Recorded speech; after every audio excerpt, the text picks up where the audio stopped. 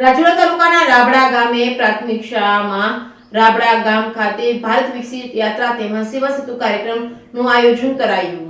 રાજુલા તાલુકાના રાબડા ગામે એક સાથે બે પ્રોગ્રામનું આયોજન કરવામાં આવ્યું છે। રાબડા ગામની પ્રાથમિક શાળામાં રાબડા ગામે ભારત વિકસિત યાત્રા અને સેવા સેતુ કાર્યક્રમનું આયોજન કરાયું હતું। રાબડા ગામે ભારત વિકસિત યાત્રામાં નારાયણભાઈ કાછડિયા તેમજ જિલ્લા વિકાસ અધિકારી તથા ટીડીઓ તેમજ ડુંગર પોલીસ સ્ટાફ તેમજ રાબડા તેમજ દાતરડી સમઢિયાળા ખેરા પટવા ચાચ કણકોટ જેવા 9 ગામના સરપંચ ભાઈઓ બહેનો બોડી સંખ્યામાં ઉપસ્થિત રહ્યા હતા।